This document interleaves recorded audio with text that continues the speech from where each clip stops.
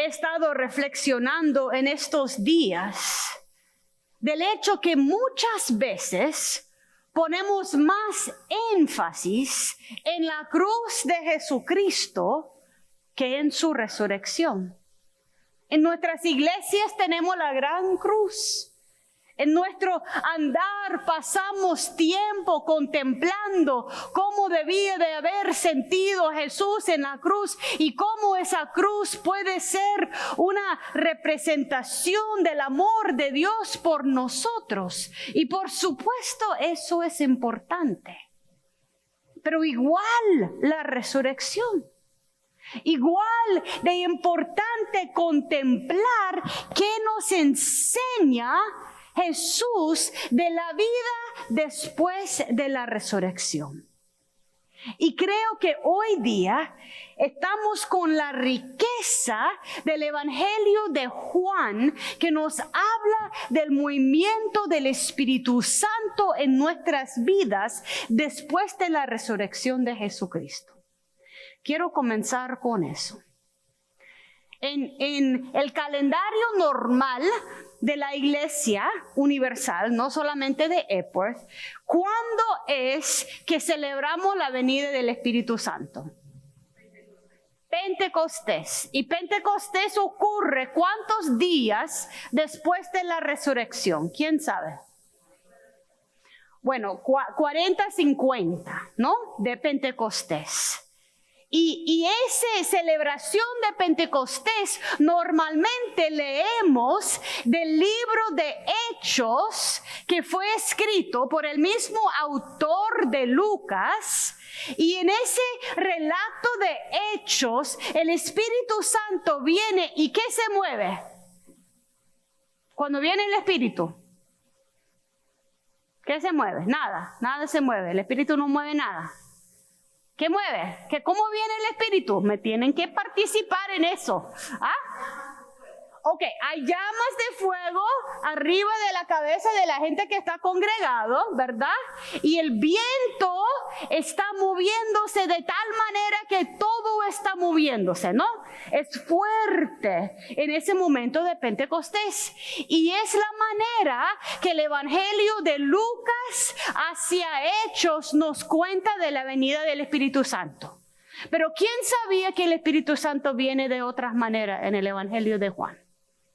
¿Sabía?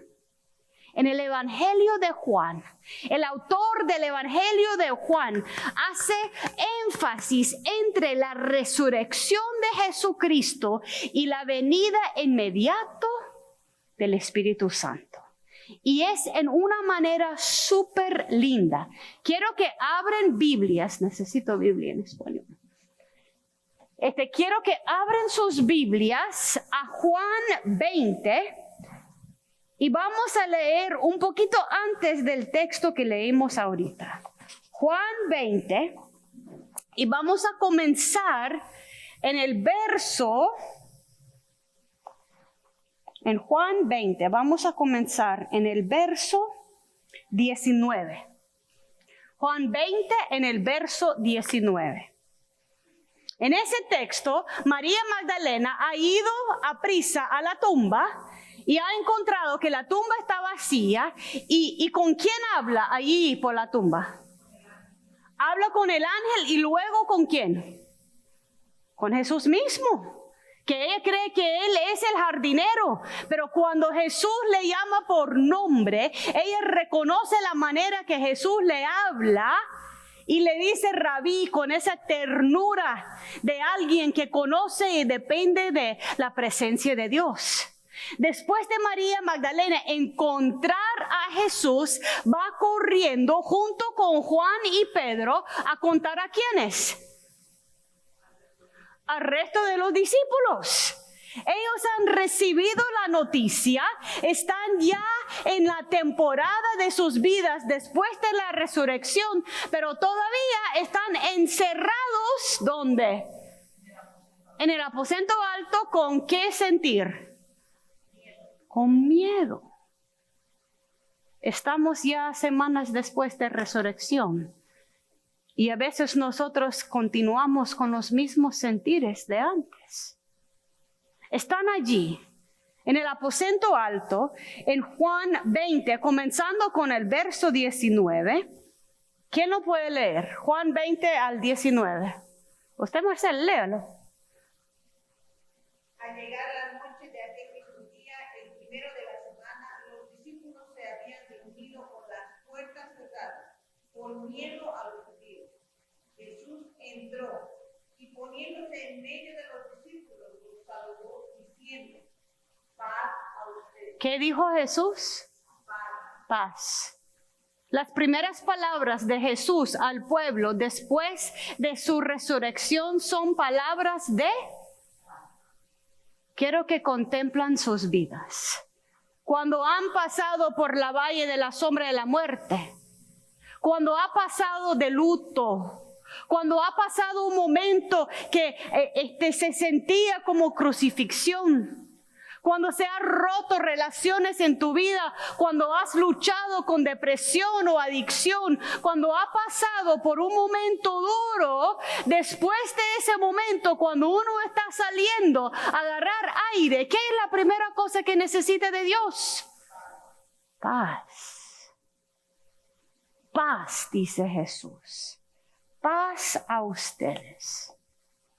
Dicho esto, Jesús les mostró la mano y el costado y ellos se alegraron al ver al Señor, y luego Jesús les dijo otra vez, ¿qué cosa?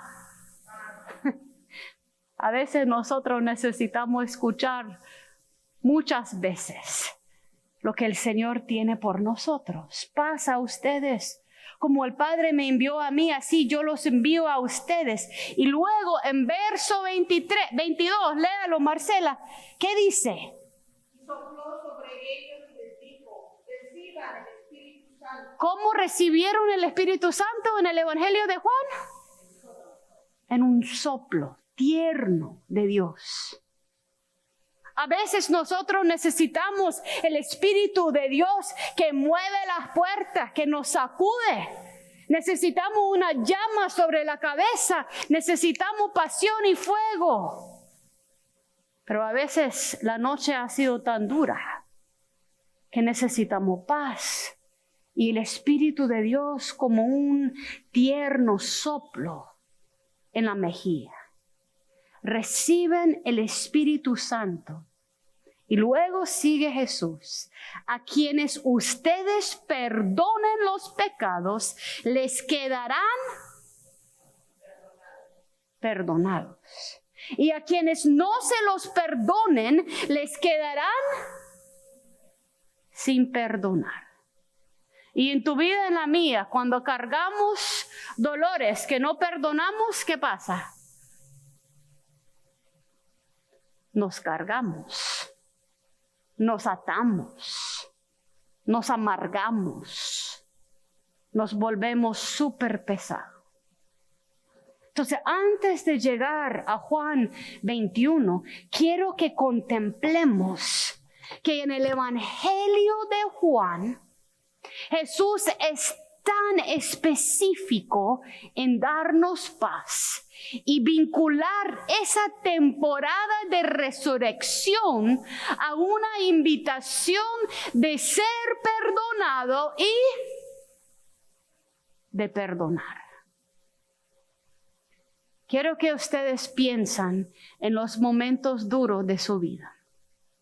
Tal vez fueron diagnosticados con una enfermedad. O tal vez alguien muy cercana a usted ha estado luchando con su salud. Y en esos momentos duros uno está clamándole al Señor, agarrándose de sus promesas, diciéndole: Señor, no me suelto, porque yo confío en la fortaleza que me da. ¿Quién ha pasado un momento así? Todos, ¿no? Y en esos momentos puede ser que estamos caminando por la valle de la sombra de la muerte. Puede ser que estamos en un conflicto en relaciones que nos está partiendo en dos. Puede ser que nuestra vida se ha cambiado de por siempre porque alguien que estuvo ya no está. Y en esos momentos nuestra oración es: Señor, dame la fortaleza. Dame la habilidad de pasar ese desierto. El Señor es fiel. Pero al llegar al otro lado, muchas veces nosotros no sabemos cómo vivir después del momento de dificultad.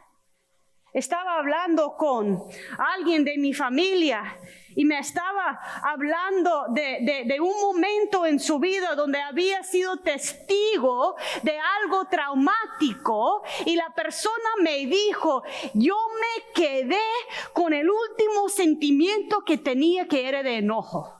Y me sentí encarcelado en el enojo porque mi cuerpo no podía procesar el trauma que había visto.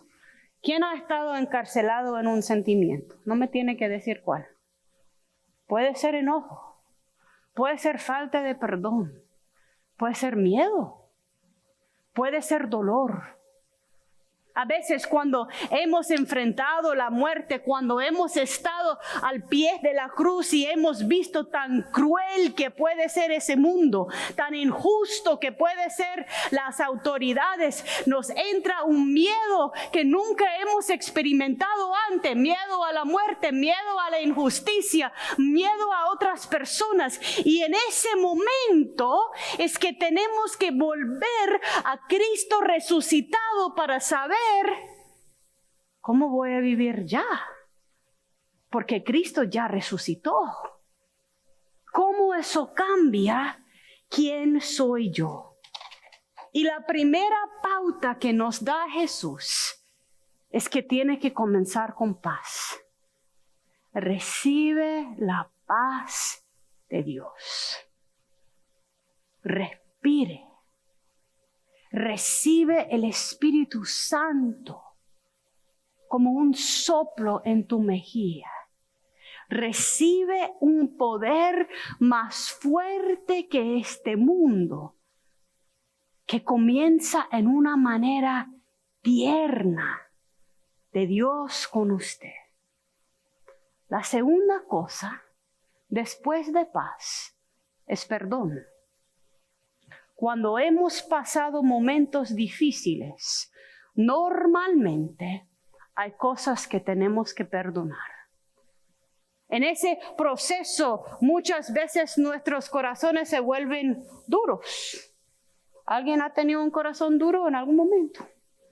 El corazón se vuelve duro y uno dice, yo no dejo a nadie entrar, ni a Dios mismo. El corazón se vuelve duro y nosotros aún que puede ser que sistemas nos están impactando y mayormente somos víctimas, hemos actuado, hemos dicho cosas que no debemos y sentimos el peso. Ay, Señor, yo necesito ser perdonado por lo que he dicho y lo que he hecho. Luego hay la necesidad de perdonarse a uno mismo. Señor, a mí no me gusta quién era yo en ese momento. Es cierto que sobreviví, es cierto que no solté de la fe, pero hay aspectos de la forma que yo hablé a fulano, o hay momentos en mi depresión que sentí así, que Señor, es difícil para mí perdonarme a mí misma. Y hay momentos en que nuestros miedos han crecido.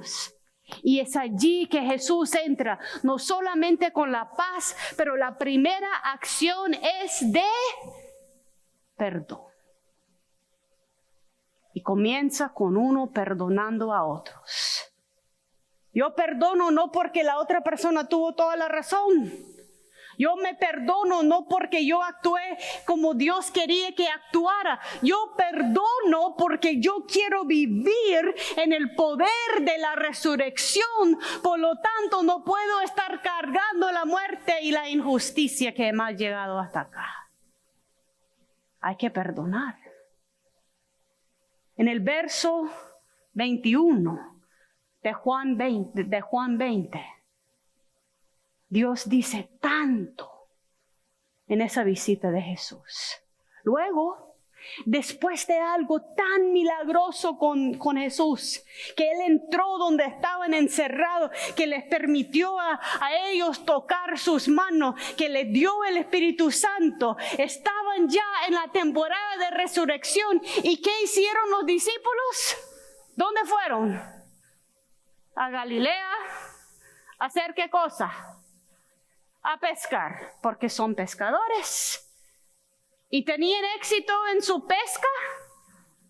¿Cuántas veces has vuelto a las mismas cosas de tu vida porque no has sabido qué más hacer? Después de un momento claro con Dios o después de un momento de resurrección, uno se levanta el día siguiente, abre su teléfono y dice, ok, bueno, eso es lo que tengo que hacer hoy. Y uno continúa en su vida como es lo mismo. Entonces los discípulos van y están pescando y no están teniendo ningún éxito. Entonces pescan toda la noche. ¿Y quién aparece en la mañana? Jesús, a la orilla del lago donde Él les había encontrado hace tiempo. Y Jesús les dice, no les dice que es Jesús, les dice, pongan sus redes a la derecha. Y ellos ponen sus redes a la derecha. ¿Quién se acuerda que ese milagro pasó una vez? O sea, eso no es la primera vez que eso pasa. Así que no te frustres con ti mismo, porque a veces Jesús tiene que hacer los mismos milagros en tu vida más que una vez. Porque Jesús tiene que cambiar ese corazón duro al poder de su milagro. Otra vez Jesús dice, póngalo a la derecha, lo ponen a la derecha y comienza a jalar la red. ¿Y cuántos pescados hay? 153. ¿Alguien sabe por qué 153? Ni yo. Los teólogos han tenido teoría de eso. Uno que yo leí decía que eso es el número que simboliza la iglesia. Ok, pero ¿qué tiene que ver 153 con la iglesia? San Agustín determinó que si uno sume todos los números de 1 al 17, llega a 153. No he probado, pero tal vez. Pero el único que yo leí que tenía sentido me dijo que era 153 porque al dar un número específico nunca se le olvida en la historia que Jesús hace un milagro de abundancia. Porque ninguno puede comer 153 pescados en una sola sentada. Eso es el último milagro que Jesús hace en la tierra antes de ascender. Comienza sus milagros en la boda de Caná, donde Él convierte el agua en vino. ¿Y cuánto vino hay? Un montón de vino.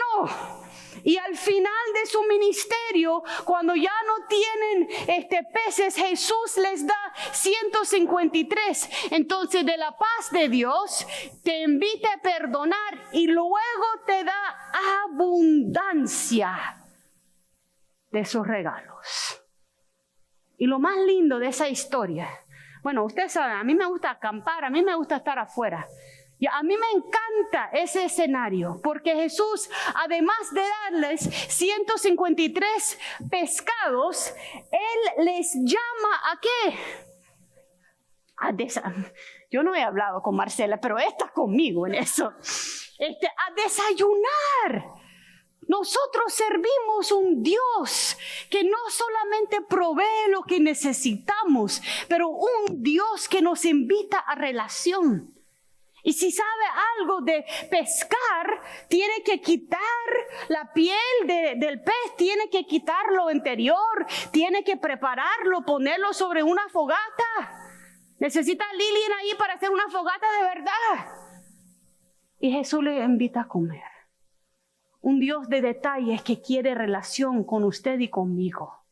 Y cuando están allí comiendo, dice el texto, en el verso 12, Jesús les dijo, vengan a comer. Y ninguno de los discípulos se atrevía a preguntarle, ¿tú quién eres? Porque sabían que era el Señor. Sus ojos estaban abiertos. Y escuche eso, suena como el sacramento de la Santa Cena. Entonces Jesús tomó el pan. En el sacramento decimos, dio gracias a Dios y se los dio a sus discípulos.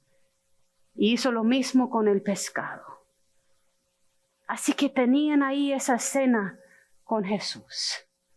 Parte de lo que necesitamos después de pasar por las valles, de pasar por circunstancias difíciles, es recibir la paz de Dios, recibir su Espíritu, perdonarnos a nosotros mismos y a los demás y sentarnos a desayunar con Cristo para limpiarnos de manera que nosotros podemos servir en otras cosas. Hay un dicho que dice, gente dolida, no sanada, causan heridas a otros. Si estás sangrando, no podés servir hasta que te has sanado. Si has caminado por momentos difíciles, necesitas la paz de Dios antes de poder compartirlo con otro. Después de ese desayuno tan lindo, Jesús tiene algo específico con Simón Pedro. Yo quiero que voltee a ver a alguien a tu lado y le diga, Jesús tiene algo específico con vos. Que hablen como nicaragüenses. Jesús tiene algo específico con vos. Porque del colectivo, Jesús siempre va a lo personal. De lo grande, va a lo individual. Entonces va uno por uno con Simón Pedro. Y lo lindo de ese texto es que uno tiene que haber visto a Pedro con Jesús en el momento que Jesús estaba lavando los pies de sus discípulos para entender qué está haciendo ahí. Porque primero Jesús le pregunta a Simón Pedro si le ama, ¿cuántas veces? 3. ¿Y cuántas veces es que Pedro le negó a Jesús? 3 veces. Y si se acuerda, cuando Jesús estaba allí lavando los pies de sus discípulos, ¿quién no quería que Jesús le lavara? ¿Quién? Pedro. Y Jesús le dice, si yo no te sirvo, no podés tener participación conmigo. Y ahora Jesús está diciendo, si no servís a los demás, Pedro, no podés decir que me amas de verdad. Cuando estaba lavando los pies y Jesús le dijo a Pedro que tenían que lavarle, Pedro le dice, ok Señor, lávame las manos, lávame los pies, lávame la cabeza, lávame todo, porque quiero estar con usted. Y tan impetuoso que es Pedro, después de todo eso, Jesús dice que va a morir cuando está ahí lavándose los pies. Y Pedro es el que dice, Señor, yo te doy mi vida por vos. ¿Se acuerda? ¿Y qué le dijo Jesús a Pedro? No, Pedro, no vas a dar tu vida por mí. Me vas a negar 3 veces. 3 veces. Pero lo lindo de ese texto es que Pedro ha crecido.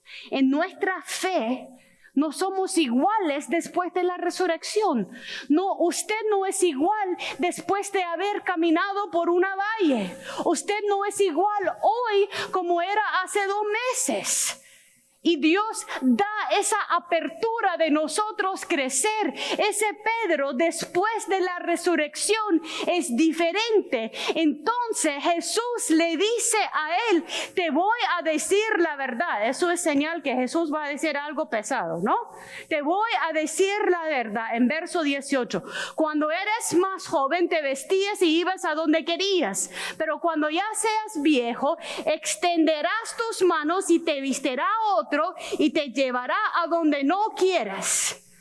¿Qué está diciendo Jesús? Que Pedro va a dar su vida. Ahora sí. Ahora sí. Pedro va a ser crucificado como Jesús fue crucificado. Jesús dijo eso para dar a entender, estoy en verso 19, con qué muerte glorificará a Dios. Y dicho esto, añadió a Pedro, ¿qué cosa? Sígame.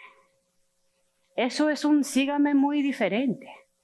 Esto es como cuando uno es madre y ya está bregando con su hijo de 18, 19, 20 años. Y Dios dice, sígame. Eso es muy diferente a cuando uno está con un tierno.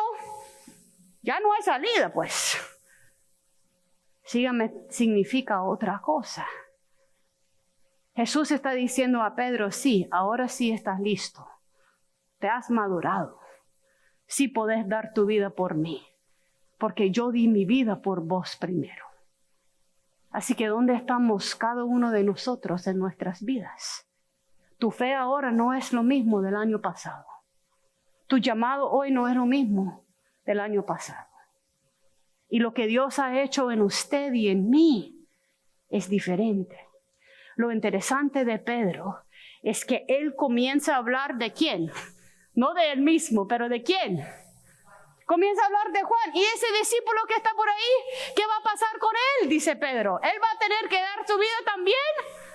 ¿Es justo eso, Señor? Yo no quiero ese camino, dame otro camino. Y el Señor es tan claro con Pedro como es con usted y conmigo. Usted tiene su llamada, Jennifer, y otra persona tiene el suyo. Usted, Pedro, va a dar tu vida por mí, y Juan va a escribir todo lo que ha pasado para que tuviéramos el Evangelio de Juan. Cada quien tiene participación. Pero eso comienza con el entender que estamos madurando en nuestra fe. Entonces, ahora, ¿dónde está? ¿Qué es la pregunta que Jesús le tira a cada uno de nosotros? La pregunta no es ¿qué has hecho para negarme? No pregunta eso. La pregunta no es ¿dónde me has fallado? La pregunta no es ¿qué querés hacer? ¿Qué es la pregunta que Jesús nos hace? ¿Me amas? ¿Me amas? Y si me amas, tenés que dar de comer, tenés que apacentar a mis ovejas. Yo te sirvo, yo te perdono, yo te amo, para que perdonás, para que amás y para que servís a otros. El poder de resurrección está sumamente vinculado con nuestra misión en este mundo. Porque el mundo todavía está al pie de la cruz, viendo el dolor, viendo la crucifixión, viendo la injusticia, diario. ¿Dónde están los discípulos que han recibido la paz de Dios, que han recibido el perdón de Dios, que han recibido el amor de Dios, de tal manera que pueden amar y perdonar y dar paz? Que el Señor nos usa, no simplemente para estar enamorado de la cruz, que el Señor nos usa para que seamos llenos de quién es el Señor resucitado de hoy. ¿Y quién no lo necesita? Tus familias lo necesitan, tu corazón lo necesita, tu iglesia lo necesita, los niños, los jóvenes, yo lo necesito. ¿Quién no? La paz, el espíritu, el perdón, la abundancia y el amor de Dios. Me has tomado en tus brazos y me has dado salvación. De tu amor has derramado mi corazón.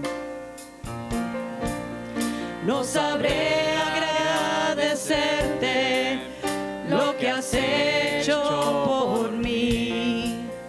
Solo puedo darte ahora mi canción.